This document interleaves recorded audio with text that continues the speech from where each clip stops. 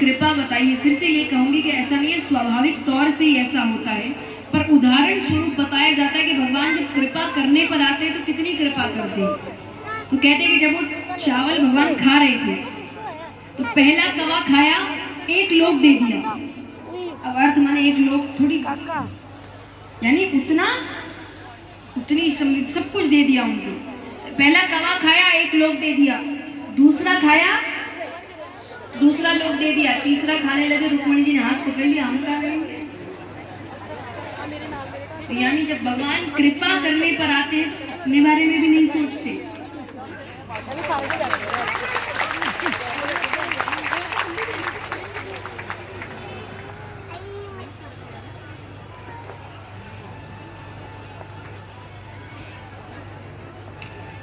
तो यहाँ पर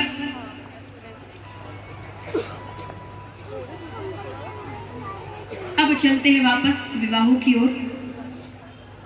तो कितने बचे हैं? 16,100। तो भौमासुर नामक दैत्य हुए, उन्होंने अलग अलग राज्यों से राजकुमारियों को अपने बंदी गृह में रखा था। वो सभी भगवान से प्रार्थना कर रही है कि भगवान उनकी रक्षा करें। तो भगवान ने नारद जी को भेजा कि जाकर कहो कि राजकुमारियों को छोड़ दे, वरना मुझसे युद्ध करना पड़ेगा। बातचीत नहीं, थोड़ी देर और झेलना है आपको मुझे, कल से नहीं आएंगे हम, तो शांति है। तो भगवान ने कहा कि जाकर कहो या तो राजकुमारियों को छोड़े, वरना मुझसे युद्ध करना पड़ेगा। भौमासुर कंस के मित्र हैं, तो उन्होंने कहा कि कृष्ण से जाकर कहना मुझे कंस ना समझे, वो यहाँ आएगा तो जीवित वापस नहीं जाएगा। नारद जी का अच्छी बात है, वो तो देखेंगे कौन जीवित रहता है और कौन नहीं। विनाश काले विपरीत बुद्धि, विनाश निकट आता है तो व्यक्ति की बुद्धि विपरीत हो जाती है।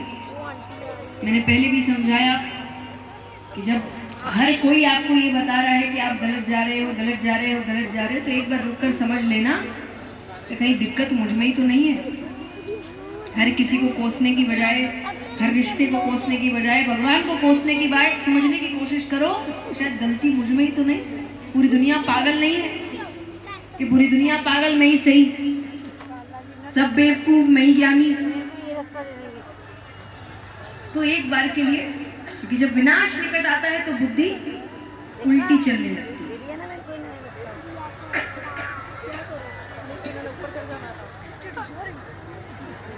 तो यहाँ पर नारद जी ने कहा कि छोड़ो भाई, फिर अब तो विनाश निकट है, क्या कहना।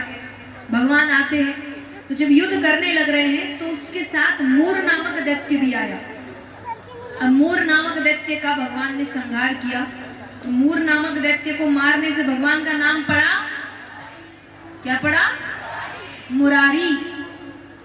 भगवान ने मूर नामक दैत्य का वध किया, भौमासुर का भी वध करते हैं। अब देखिए, विवाहों के पीछे जैसे मैंने कहा कारण है, भगवान ने सारी राजकुमारियों को घर भेज दिया, सब घर भी चली गई।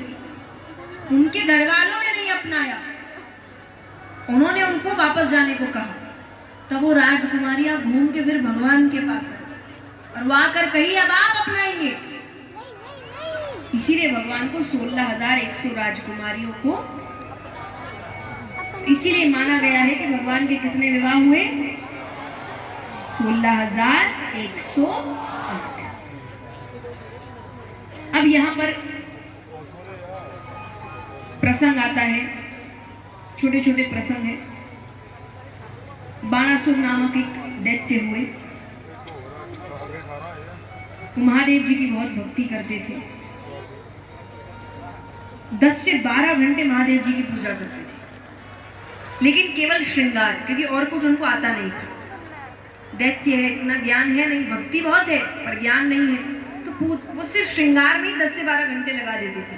तो कुछ संतों ने उनको देखा, तो वो उनको कुछ स्तुति सिखाते हैं, श्लोक सिखाते हैं, भजन सिखाते हैं। तो वो बोलते हैं, वो सब महादेव जी को प्रसन्न करते हैं। महादेव जी आ गए, क्या चाहिए वरदान में? अब कुछ स्तुति सीख लेने से तो कोई इतना ज्ञानी नहीं बन जाता। तो जब भगवान ने कहा क्या चाहिए वरदान में, तो सोचिए वो क्या मांग रहा है। वो कहे मुझे 1000 हाथ दान में दीजिए। कितने? भक्त बोले, भगवान उससे ज्यादा बोले। समझाने की बजाय बोले बाबा ने कहा तथास्तु। 1000 हाथ किसको बोलते हैं भाई? जो काम वो 10 से 12 घंटे में करता था वो 1 घंटे से कम में होने लगा। अब भले ही दैत्य है पर दैत्य वाली हरकतें नहीं है उसके अंदर, क्योंकि भगवान का भक्त है। अब वो हाथों का करे क्या, उसको हाथ भारी लगने लगे, तो वो पत्थरों पर जोर जोर से मारने लगा। रोते रोते महादेव जी को फिर पुकारता। बोले बाबा आप क्या चाहिए? कि अब क्यों बुलाया? एक तो चीज दे दी, और क्या चाहिए? बोले चाहिए नहीं,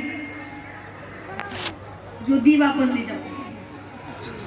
बोले बाबा कहे वरदान वापस नहीं होते, पर मुझे तकलीफ हो रही है। बोले बाबा ने कहा चिंता मत करो, कुछ समय बाद तुम्हारा युद्ध श्री कृष्ण के साथ होगा, तो वो तुम्हें इन 1000 हाथों से मुक्त करेंगे। अब भगवान के पुत्र पौत्र इत्यादि है, तो भगवान के एक पौत्र हुआ अनिरुद्ध। यहाँ पर बाणासुर की पुत्री है उषा। अब उषा ने स्वप्न में अनिरुद्ध को पति के रूप में देख लिया।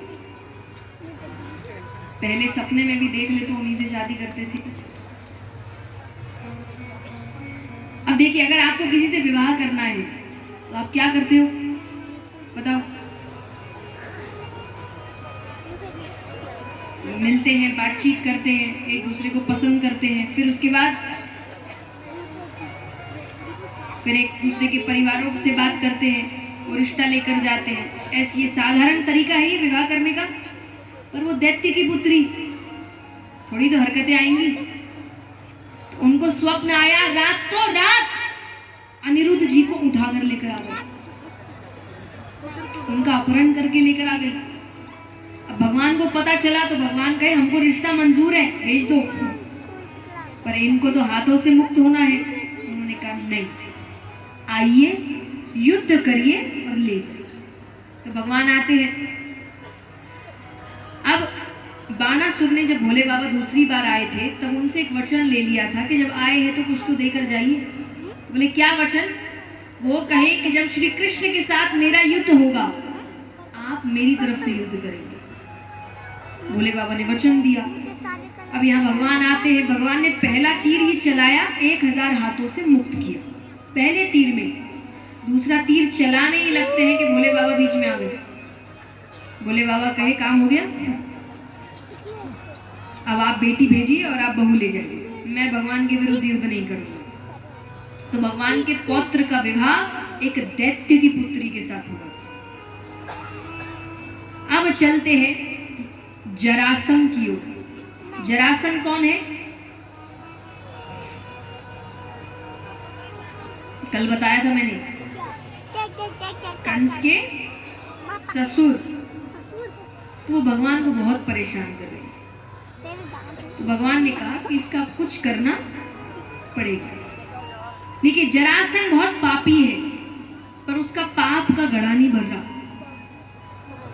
क्यों नहीं भरा? क्योंकि वो बहुत दानी था, दान बहुत करता था। दान से आपके पाप कटते हैं। अब आप ज्यादा आइडिया ना लगाएं, ये अच्छा तरीका है। पाप करो दान करो, पाप करो दान करो। क्योंकि देखिए एक दिक्कत हर चीज की होती है ना कि एडवांटेज डिसएडवांटेज दोनों होते हैं। तो यहाँ पर आप कुछ समय के लिए उसको ढाल बना सकते हैं, लेकिन जैसे ही भगवान को समझ आने लगेगा कि आप उसको ढाल बना के पाप कर रहे हैं, तो भगवान ऐसा दंड देते हैं कि फिर उसकी कथा बन जाती है। और ये देखिए उस तरीके की बात है, यहाँ जो बच्चे बैठे हैं उनको समझ आ जाएगी कि माँ बाप आपको आपकी छोटी छोटी गलतियों के लिए छोटी छोटी डांट दे दे, अच्छी बात है, बजाय इसके कि 10-15 गलतियों की डांट एक साथ। ज्यादा खतरनाक कौन सा है? जो एक साथ पड़े। जैसे माँ बाप कभी कभी कहते हैं ना कि बहुत दिन से नोट कर रहे हो, एक साथ बताएंगे, तो बच्चे की रूह कांप जाती है। तो यहाँ पर भी कि आपके छोटे छोटे पापों का दंड आपको मिलता रहे चलेगा, पर एक साथ कई पापों का दंड मिले वो ज्यादा खतरनाक होता है। तो जरासंध के साथ यही हो रहा है। भगवान कहे एक साथ बताना पड़ेगा, बहुत हो रहा है इसका। तो वो दान बहुत करता। भगवान की क्या कोशिश है कि जिसको ढाल बना रहा है उसी से इसका अंत करेगा। तो वो दान करता, दान केवल ब्राह्मणों को करता, सबको नहीं, केवल ब्राह्मणों को। और सुबह उठते ही पहला काम, और दान भी कैसा, जो मांग लो। दान भी कैसा, जो मांग लो। तो भगवान पांडवों के साथ अर्जुन है, भीम है, ब्राह्मणों का रूप बनाकर जाते हैं। अब वो दान देने लगा तो पहले तो वो अपनी मर्जी से चीज देता। अगर कोई कहे कि नहीं भाई ये नहीं चाहिए, तो फिर जो चाहिए वो देता। तो भगवान ने कहा ये नहीं चाहिए। तो बोले क्या चाहिए बताइए। बोले वचन चाहिए कि जो मांगेंगे आप वही देंगे। तो वो कहे कि ठीक है वचन दिया, पर वचन की जरूरत नहीं है, आप मांगिए ना, आपको क्या मांगना है। अरे ज्यादा से ज्यादा आप क्या मांगेंगे, मेरा राज्य, मैं दे दूंगा। अब आपको लग रहा होगा इतना तो अच्छा आदमी है ना, तो कैसा आदमी भी पता चलेगा। वो कहे आप ज्यादा से ज्यादा क्या मांगेंगे, मेरा राज्य, मैं दे दूंगा, क्योंकि मुझे मेरी शक्ति पर इतना भरोसा है कि सुबह आपको राज्य देकर शाम को युद्ध करके वापस ले लूं। क्योंकि दान वो केवल सुबह करता था। तो वो अपनी तारीफ कर रहा है कि मैं ऐसा हूं, मैं वैसा हूं, मैं ये कर दूंगा, मैं वो कर दूंगा। भगवान के साथ आए हैं अर्जुन। अब अर्जुन के सामने कोई भगवान को छोड़ के किसी और की तारीफ करे, वो उसको सहन ना हो। तो अर्जुन को क्रोध आ रहा है। क्रोध में आके अर्जुन ने कहा जितना कहा जाए उतना ही करो। अब जो कहा उसमें कोई गलती नहीं की, जो हाथ दिखाया गलत कर दिया। क्योंकि 4 वर्ण हैं, कौन कौन से, वेरी गुड। तो ब्राह्मण, क्षत्रिय, वैश्य, शूद्र, तो सबके अपने अपने कार्य थे। ब्राह्मणों का कार्य क्या है,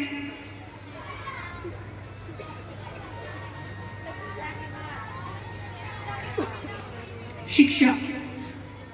तो ब्राह्मणों का कार्य था शिक्षा, और इसीलिए उनको उच्च स्थान दिया गया है कि गुरु सबसे ऊपर होते, जो आपको पढ़ाते हैं।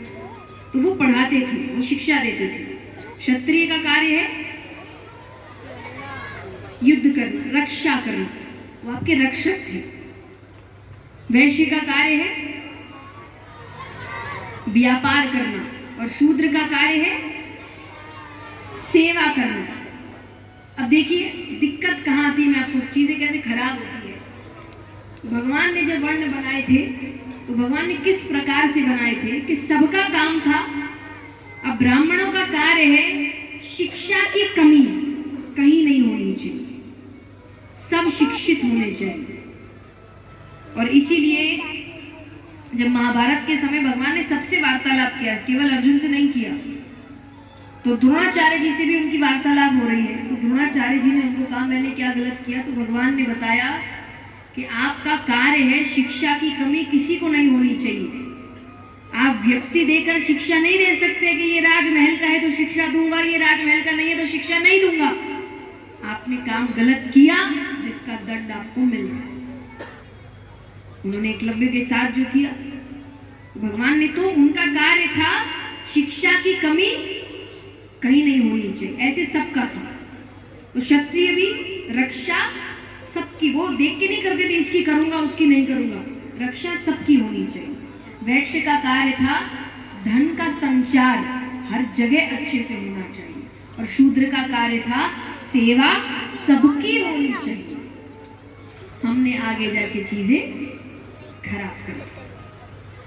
और समय समय की बात है, उस वक्त ऐसा होता था। जब समय बदलता है तो व्यक्ति को भी बदलना चाहिए। गीता जी बताती है कि बदलाव ही प्रकृति का, और इसका सबसे बड़ा उदाहरण है भगवान के 24 अवतार। 24 अवतार क्यों लिए? क्योंकि हर समय में एक अलग अवतार की जरूरत होती है। वरना एक ही अवतार हर वक्त चलता, पर समय हर वक्त एक नहीं होता, इसलिए भगवान ने हर समय अनुसार अवतार लिए थे। तो ये आपको भी समझाता है कि समय अनुसार आपको बदलना पड़ता है, भगवान तब बदले। तो इसलिए बदलाव प्रकृति का, तो जिद्दी मत बनिए। अगर कोई बदलाव अच्छा है तो बदलना चाहिए, जिद में नहीं खड़े रहना है। अगर वो आपके अच्छे के लिए है, समाज के अच्छे के लिए है, तो वो बदलाव होना चाहिए। इसीलिए भगवान ने इतने अलग अलग अवतार किए कि हर समय एक नए अवतार की जरूरत थी।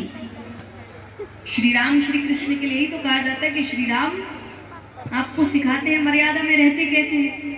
उस वक्त जरूरी यही था कि श्री राम आपको सिखाते हैं मर्यादा में रहते कैसे हैं, और श्री कृष्ण आपको सिखाते हैं मर्यादा में रखते कैसे।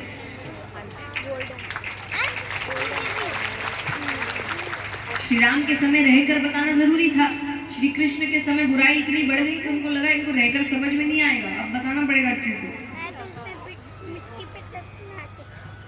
श्री राम का स्वभाव कैसा है? श्री राम कहे तुम जैसे भी मैं अच्छा ही नहीं छोड़ूंगा। श्री कृष्ण कहे तुम जैसे मैं उसका डबल हूं, तुम अच्छे हो तो मुझसे अच्छा कोई नहीं, और तुम बुरे हो तो मैं बताता हूं बुराई क्या होती है। अच्छा, एक बात और, कथा से थोड़ी हट के बात है कि कई लोग अच्छाई का मतलब भी गलत ले जाते हैं। तो हम कई जगह जाते हैं तो लोग हमसे आकर कहते हैं कि भाई अच्छाई नहीं होती, आप समझते नहीं कि जोर जी अच्छे रहने से ना लोग हमारा फायदा